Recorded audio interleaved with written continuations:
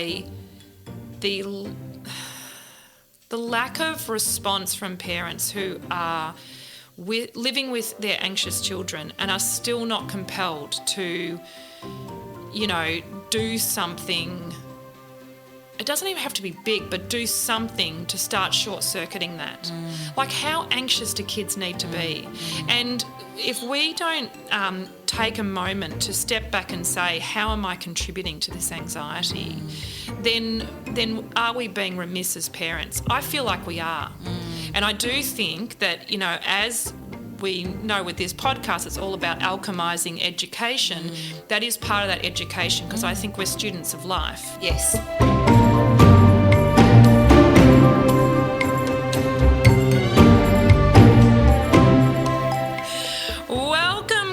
Folks, to another episode of Fark the Shoulds, Little Sister, Alchemising Education.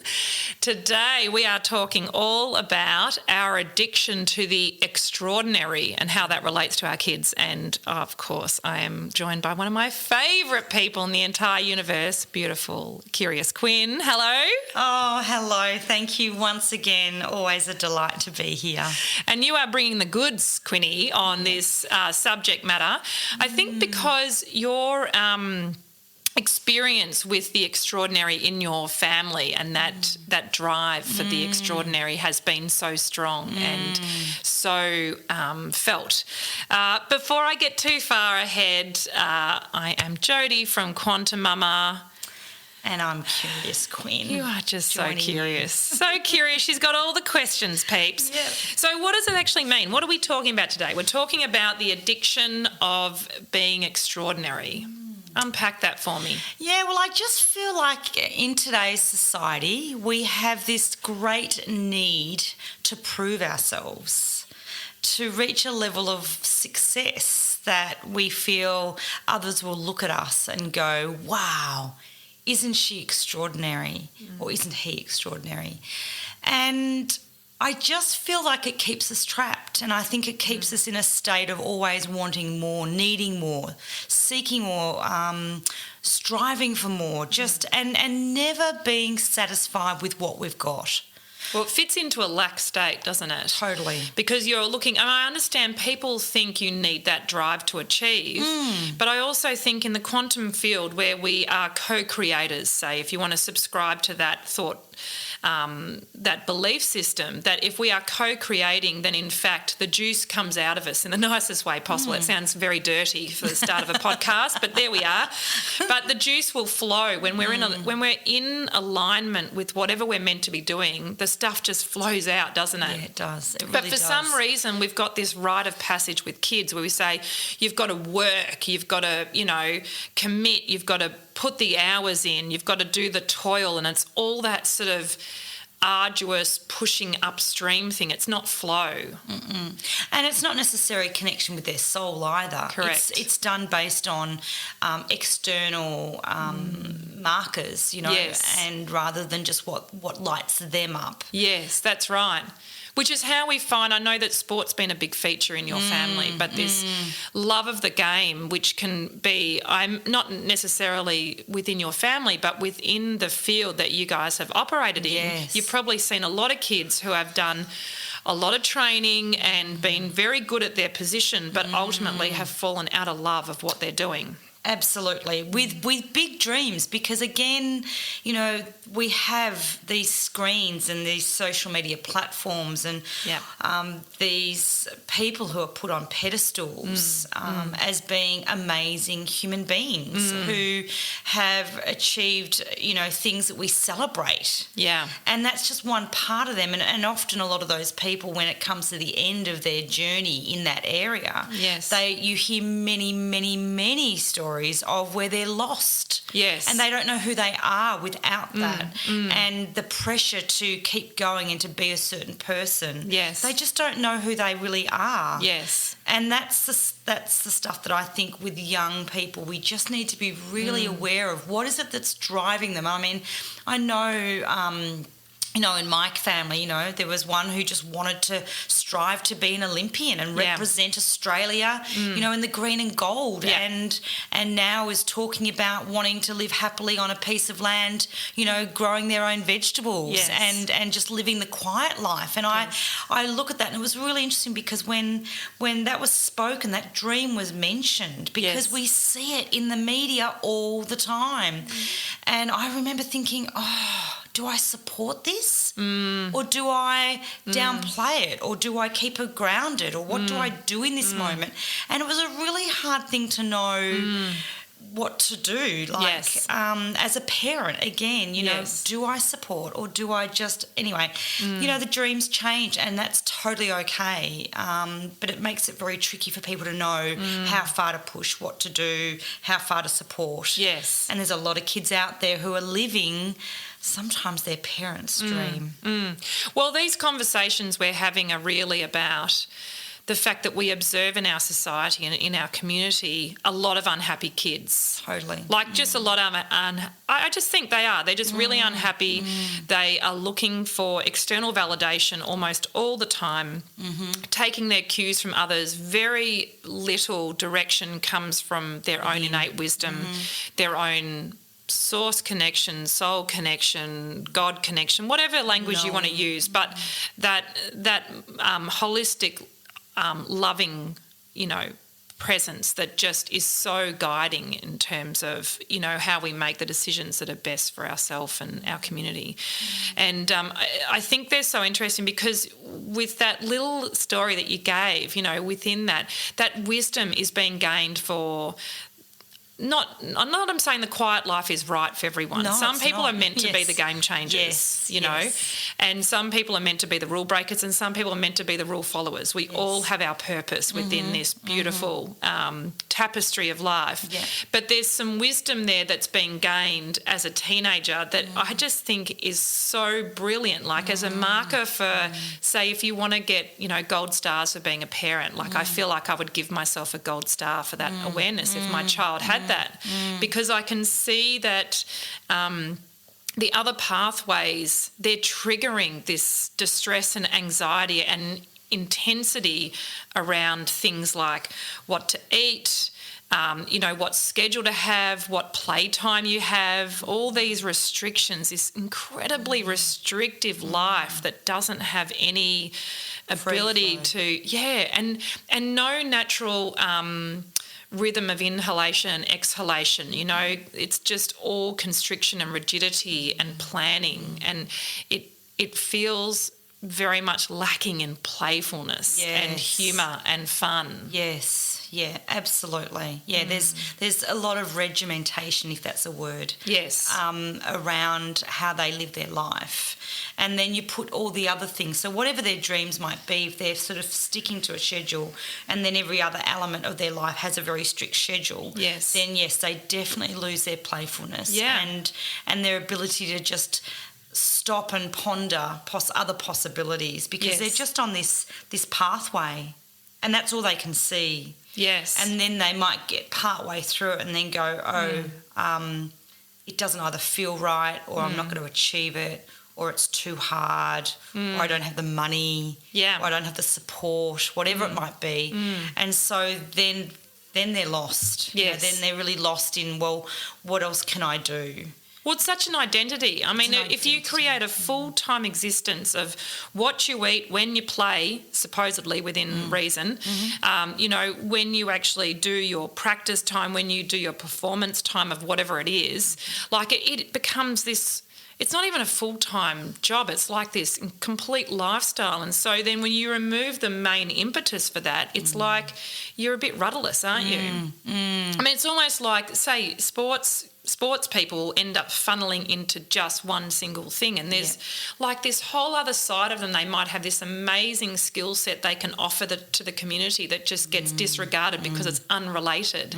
And so we forget that we are whole in the first instance. And then they also forget that they've loved doing it in the first place, because they can really lose their love of it. Yes. Because then it becomes all about the results or the expectations and the dream and the success that's meant to come along with all that really hard work. So a lot of people, as you do see, they do lose the passion for it. So I think I really admire anyone who, and I have seen a lot of people in sort of a professional situation where they've actually completely taken a break from it. So they might be playing one sport or doing one thing, and then suddenly they go, you know what, I'm just not happy doing it anymore. I might just take a break. And they might take a 2 or 3 year break and do something completely different. And then they might go back to what they were originally doing and be really successful at it, because they actually had that opportunity to find themselves within that. Yeah. And find what really lights them up as well, and find some other skills. Yeah. Well, when you bring your love back to something, you bring your whole self. Like, it's next level stuff, isn't it? And it's easier. Yeah. There's no toil, there's no work, you just completely love it. So this is always something that I find interesting in terms of this balance, because I do think that kids, I'm thinking of one of mine in particular who's got this, I can see the program of, if I'm not going to be perfect at it, I'm not going to start. Yes. And that's the kind of thing that shits me to tears, as you know, Curious Quinn, because I'm a have a crack kind of gal, you know. I'll have a go at anything. I'm a kind of near enough is good enough sort of perfectionist, which is obviously an oxymoron, because I'm not a perfectionist at all. I just have a go. And if it's not quite right, it needs to be fit for purpose but not perfect. I'm okay with that, because life's too short. And what I see in this child of mine is this lack of willingness to even have a go. And I'm like, there's the beauty in those places. Have a crack at that, and you might just discover that what you thought you were going to be a bit, crap at, you quite like it. And you also love the discovery of learning something new, right? So it's about being okay, finding comfort in the discomfort, which we've talked about before, and finding the joy in learning something new and acquiring new information and mastering a new skill and, like all those things, right? And so I can sometimes wonder if we don't say push our kids in a loving way, and that's what we're talking about, say, with these, extreme athletes that have big dreams. Like, so where is the balance there? Like, if you've got a kid who wants to be an Olympian and, is the right answer, and that's a joke, obviously, there's no right answer. There's no wrong answer. There's no right answer. It's great being a parent. Is the right move in that to support that child in their dreams to be an Olympian, or is it to pepper them with some realism of going, mate, they're the best, and there's probably even some kind of commercial interests that play into it on who actually is more marketable and actually gets a Guernsey. I mean, I'm sure that must play into it as well, the PR companies working out, who's going to look better on product placement. And so if you're pretty good but you're, a little bit on the unattractive side, so shall we say, you don't get the Guernsey, are you marketable? Is your skill there? Is there an ability to develop further? And so it doesn't often come into it, how much do you love the game? It's what your prowess is like and how much promise you have at that moment. So what is our role within that as parents?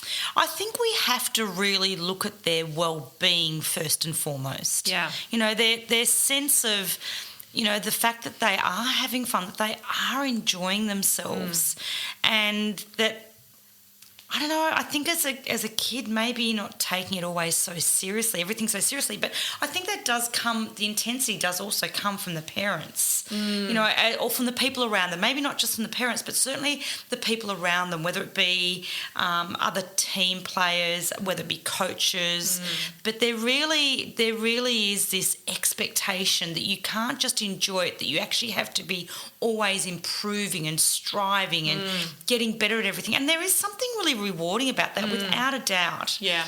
But first and foremost, they have to love doing it. They have to love getting up in the morning and the motivation. So I guess just thinking about that, we have to understand what's motivating them. Yeah. So what are the warning signs? What's behind the motivation? Yeah. What are the warning signs that you would look for? Now that you've obviously you've gone through this experience, because this is what I'm interested in. I've never pushed my kids to be extraordinary. I just keep saying to them, just be good humans. Yes. Right? Yeah. Now, that might be considered aiming too low. I know there's lots of people that would not work for. They would sort of say, well, you know, how will your kids ever get that sense of achievement if you don't push them? But I'm just not into that, so that's my choice. But I'm curious about what are the things that you would look for with the wisdom you've acquired of when it's a healthy push versus we're moving into I'm enabling like a distressed state or an anxious state, and this is not in alignment for my kid anymore. I think you really have to look at the balance in their days, and that there is a lot of downtime and a lot of just having fun. You know, and if every conversation is always based around the one topic being whatever their sport is, then I think, and if that's all they're thinking about, then I don't think that's healthy long term. Yes. I think it will come at a price because it's all so consuming, and then they don't know anything beyond that. So I think when you see them where they don't want to take breaks, where they won't want to have a break in a training schedule, or they won't take time out if they're feeling a little unwell, and they push themselves, I can't miss this training session, I can't miss this game, whatever it might be. I think if you're seeing them pushing that hard through illness, through exhaustion, and their personality sort of changes a little bit and they're no longer having fun, then you've really got to take a step back. And I think we have to teach these kids balance, because there's so much noise out there. There's so much temptation out there. There's so many promises for these young people out there, and with that also expectations. Some of those are good, some of those are, you know, and how do they navigate that? Adults have trouble navigating those those qualities, you know. So as the adults in these young people's lives, we have to start looking at those signs as, are they actually enjoying this, or are they feeling pressure that if they don't attend, or they don't play that game, or they don't run that race, or they don't attend that competition, that they're going to get left behind? Because ultimately that's what's going to take their well-being, their sense of well-being, and their true sense of, you know, satisfaction within just who they are. So, and no one ever didn't become an Olympian because they missed one training session. Correct. Like, I just think that's highly unlikely, you know. And the issue we've got that we are so up against is that people love a war story. Like in our society, we celebrate war stories, and it's like you don't have credibility to share your wisdom or your own uniqueness unless you've got some big story of adversity behind it as well. Like, that's what sells, doesn't it? So we've been led up the garden path that we need to overcome this adversity in order to also be extraordinary. And so that then can cut out a lot of people, because they actually quite like a balanced life where they have a loving family and beautiful friend connections and an equal time of downtime and social and nourishment and stimulation. And so that's not interesting. It's what we're told to not find interesting. Correct. Particularly in our social media world of disposable nonsense that is on Insta and Stalkbook and all of those ones. There are more that I am too old to even know they exist. I think TikTok might be one of them. But anyway, my point is that striking that balance for our kids is feeling more and more important. I am bewildered by the lack of response from parents who are living with their anxious children and are still not compelled to, you know, do something. It doesn't even have to be big, but do something to start short-circuiting that. Like, how anxious do kids need to be? And if we don't take a moment to step back and say, how am I contributing to this anxiety, then are we being remiss as parents? I feel like we are. And I do think that, you know, as we know with this podcast, it's all about alchemising education. That is part of that education, because I think we're students of life. Yes, absolutely. And kids particularly are just so spongy, like they really do absorb so much of it. And then you've got this kind of pressure pot, melting pot that happens when they're teenagers, where they're trying to work out who they are and they're trying to find identity and meaning, you know, that gives them a sense of purpose and gives them, I think, a pathway forward. And so you can see then this need to be extraordinary is such an addictive thing to anchor to. Isn't it? It's very addictive, and I think, you know, if we didn't know what other people were doing in the world, without all the social media and without the news reports and without, you know, those big stories, we wouldn't be comparing ourselves to other people. Yes, we'd just be happy with what we were doing. Yes, you know, we wouldn't be looking for that, being that next person or striving towards that or thinking we have to overcome this in order to be this extraordinary person. Yes. We'd actually just be really happy with our life. Yes. In our local community, with our family. Yes. Not to say that we wouldn't still, you know, strive beyond that local community setting and find other adventures, but we would just be more content with that. But we have this real drive because we're seeing other people doing it, and then we kind of go, well, what's wrong with me? That's right, if I don't want that. What's wrong with me? I was talking to a young girl yesterday at school holidays here,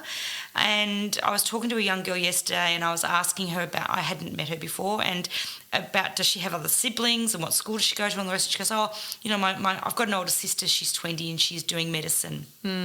She's gone to uni. I said, all right, that's lovely. I said, and, you know, what do you think you might like to do? What are you interested in? She goes, oh, nothing really. She goes, that makes me really boring, doesn't it? I said, absolutely not. I was really mortified to think that this young girl, because her sister had gone off to do medicine and that she didn't have any great desires yet, she said, I'm not sure yet. She said, I'm really not sure. I said, great. That means you've got, the world is open for any possibility. Yes. Whereas if these young people at a young age make these decisions that they have to follow a particular path through the education system and that's all they know, then they're limiting themselves to other possibilities that might cross their paths. They're entraining themselves to very limited thinking. And I was reflecting on the fact that, like, I know we've been talking about, say, sports, young sports stars, but I'm really interested in those that are really focused on the academic pathway as well. And I thought, you know, those end of year scores, the ATARs or whatever they're calling them now, it's changed multiple times. But anyway, we're too old to remember what they're called now. But those scores now, when you get the highest of the high, it then is a key to getting into very select university degrees, medicine, law, dentistry, any of those kind of ones. But what I see within those fields is it's almost like the key for those high scores and access to those courses is actually the ability to absorb and regurgitate information so that you can continue with the indoctrination of a single form of consciousness within that. And I think medicine, Western medicine as it stands, is completely obnoxious in the way it goes about because it lacks curiosity for what other cultures have done. It lacks curiosity for what we call new science, which is actually peer-reviewed, absolutely, irrefutable science that's ignored because it's considered quirky or outside the realms. Like, I'm talking quantum science, I'm talking energy medicine, real compelling stuff that actually affects people in a positive, meaningful way where they heal from ailments, Like, this should be the stuff that just floors everybody and has people in absolute awe because it is quantitative and qualitative proof that it works. Yet we have the highest marks, those students with the highest marks going into a very controlled and another way of learning. It's almost like you narrow that field of vision, you don't widen it. And I find that so interesting. So then I'm like, is the extraordinary, the reach for the extraordinary, is it a a false economy, because in fact it's not extraordinary, it's actually narrowing you down into a very particular thing. I mean, people lose their mind if a movie star transitions to being a singer and says, oh, how can you possibly do that? It's all performance. Or if a football star suddenly becomes, you know, a basketballer. And it's like, how can you possibly do that? It's like, it's all bloody sport. Of course you can do that. If you're good at one sport, you'll probably be pretty good at another one. True. So why wouldn't you have that agility? Yep. But it's like when we get caught up in the extraordinary, we are amazed as a society when anyone steps outside their lane.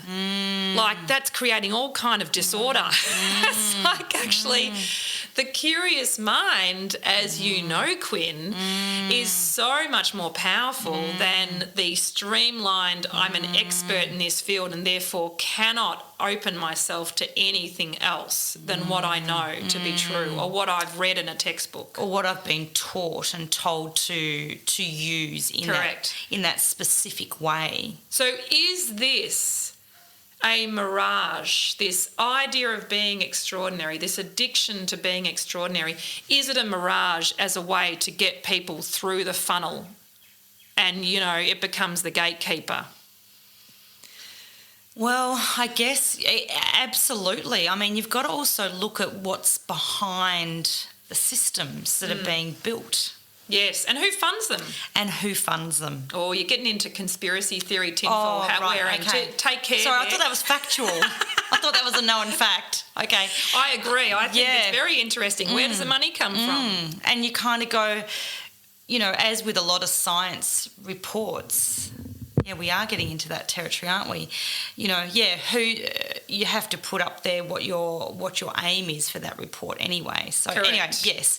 Well, it's all commercial interests. I mean, I think that's what it is. And, yes. and then you suddenly we see with, say, army cadets. It's very obvious. They wear a uniform. They're going into an area that is generally controlled and guarded, and with, you know, big ass fences and barbed wire. It's quite overt what it is. You're coming in to be indoctrinated into this kind of thinking, and we'll call it training, but it's an indoctrination into a certain ideology.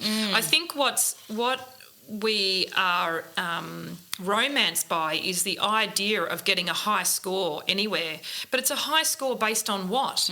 Someone's algorithm, someone's assessment, and I think that there is a wisdom that hits us in our, like 40s and 50s, where we suddenly think, we turn our attention to our wisdom within and we say, well, how do I feel about that? What's my truth? And I fully believe, and I believe this is also factually based, scientifically backed, is that the truth has resonance at a cellular level within the body. Like, you feel it with your body, don't you? Totally. You actually, when you hear the truth, you don't need to say, give me the corroborating evidence or give me the peer-reviewed thing, right? That's like some kind of programming that kicks in that makes you doubt it. But when you hear the truth, you feel it in your body. So your body is like this amazing barometer for truth when you tune into that. And I think our kids have that far more than we do. It's like we've kind of dulled that sense. But the kids are being convinced otherwise. They are. They're being talked out of it. They really are. And I think they know. So, in fact, what I suspect, this is why I was curious about your experience, because in my household we celebrate unique mediocrity is what we'll call it. But, you know, I'm like, you're here to do whatever you're here to do, and I celebrate that. Be a good human, don't hurt people, don't hurt yourselves. Yes. They're kind of the house rules. Yep. But otherwise, everything else is available to them. And so they have that sort of, I guess, gentle exploratory enabling within our household. But I do wonder sometimes about where is the healthy push? Where is the healthy release and where is the healthy push? And I think that that's been your lived experience where you've pulled back from that. Yeah. And I see, looking at your family, how restitution happens quite fast for the kids when you take the pressure off and you say, I just want you to be happy. Yeah, totally. Your choice, want you to be happy. Yeah, absolutely. And that they have that own, they answer to themselves. Yes. They don't answer to anybody else. Yeah. No one else is the measurement of what makes them happy. They are the measurement of that. They have it already inside them. So if we come back round to that, and, you know, if parents need a framework for this kind of stuff, if they have a sneaking suspicion they have an anxious kid, which will probably be quite obvious to them, they've just been in denial about it, or thinking they're impotent to do anything about it. If we take that adage of the truth has resonance at a cellular level in our own body, so we can recognise that, we could simply ask ourselves, is my child happy? And if the answer is no, then you look to the child and you start that conversation, and you can create some encouragement around balance and a healthy discipline of rhythm, you know, an ability to let go, an ability to be agile with plans and connection and all those sort of things. And letting go of the social expectations. So, for example, if your child has come home from school and they're exhausted, or they've come home from their day activity and they're exhausted and they don't want to go to training that night, they go, I just need to relax. Now, I've fought this one a lot of times because we have this expectation, well, you're part of a team. You got to show up, you know, and I think we've just got to go, sure. Yeah. Because the motivation to be part of that activity has to come from within them. Absolutely. And if it's important to them, they'll be able to decide. But they need to be able to say, you know what, I'm really tired. Yes. And I just need to stay at home tonight. Yes. I need a night off. We need to give them permission to make those decisions for themselves. Yeah. Because then they're learning their own flow. They're learning their own balance. Whereas if we say, oh, no, the coach is expecting you and you won't get to play a game this weekend if you miss training on you know the night before the game or whatever it might be, then you know we're not helping those kids learn those balances in well, it's such a should. I mean, you know, if they're going just because they should, then we know what we do with the shoulds, don't we? We do. So I think that what you're saying is so accurate, and I do, you know, counsel parents to say, initially your child might not trust even their ability to make that call. And so I'm a big fan of pulling the parenting card, as you know. So on those occasions, I trust my wisdom to say, you know what, I can see you're tired, so tonight we're not going to. You know, and sometimes I'll create a more palatable excuse of saying, okay, we've got a family commitment on, or whatever it might be. But it might be slightly manipulative, but I think parenting is manipulation a lot of the time because you're trying to deal with free will versus community will, shaping the individual and, oh, my God, all the things that go with parenting. That, you know, the pay is terrible, isn't it? It's terrible and wonderful all at once. A beautiful conversation, Quinn. I just love it. Yes, the addiction of being extraordinary. Is it worth it? Yeah, I just feel like, you know, with the wisdom of my life now, I just feel like the more life is led simply with the right people surrounding you, doing things that make you laugh, bring you joy, you know, that's all that matters. Getting outside, connecting with nature. Getting outside, connecting with nature. Yeah, getting rest, eating good food. You know, life doesn't have to be complicated. That's right. And I think if you have a particular skill or, you know, genius, then the ripple effect of how that's needed within the community will create the extraordinary anyway. It will reach the people it needs to reach. And that in itself is extraordinary. Absolutely. We know that we don't have to be changing everybody in the world, and we don't have to be the, you know, the massive superstar of whatever area you want to be. Those people who hit us closest to home in terms of their extraordinary are the ones who are literally on our doorstep. Yes. The ones who are living, you know, the life that they love living. That's right. Without any expectation from others and without any other person judging them. Yes, and you just don't know how your ripple effect is going to affect, you know, your community, whether it's wider or it's, you know, the closer community. But there's beauty and perfection in all of it. Absolutely. Another delightful conversation, Quinn. Thank you. Let's get back to being ordinary today. Let's be so ordinary. Let's be extraordinary. See you next time, Quanta folks. Thank you.